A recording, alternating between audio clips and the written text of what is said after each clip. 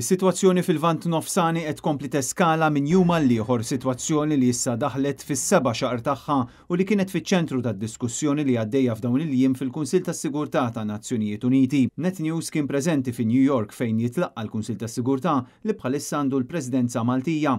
Hawn tkellimna mal-Ministru għall-Affarijiet Barranin Ian Burch rigward il-ħtieġa li l-Unjoni Ewropea tinvesti fid-difiża tagħha. Bil-Ministru jipprova jaħrab mid-domanda billi jispjega l-ovvju li pajjiżna huwa membru fl-Unjoni Ewropea u li kull istituzzjoni għandha r-regoli tagħha. Iżda meta ġie pressat fuq l-importanza li tissaħħaħ id-difiża tal-Ewropa, Ian Burch qalilna li hemm 26 pajjiż ieħor li qed jieħdu d-deċiżjonijiet li jidhrilhom xierqa.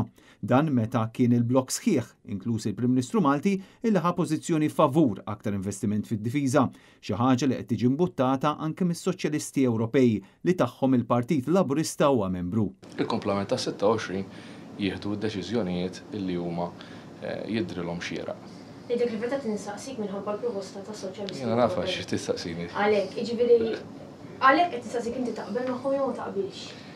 Ngħidlek, din mhijiex kwistjoni ta' taqbilx mas-Soċjalisti jew taqbilx mal-Popolari. Net News saqsa wkoll rigward l-effetti ekonomiċi li qed tħalli l-instabilità fil-Baħar l-Aħmar.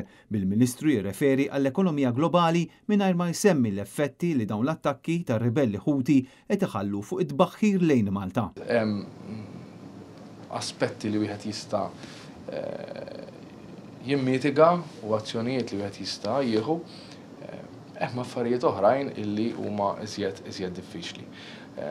Però l-effetti fuq id-dinja kollha ta' dak illi rajna u nkomplu naraw fil-Baħar l-Aħmar huma iva wiesa'. Bħalissa Malta għandha Presidenza tal-Kunsill tas-Sigurtà tan-Nazzjonijiet Uniti grazzi għal proċess li kien imbeda fl-2010 fi żmien Gvern Nazzjonalista.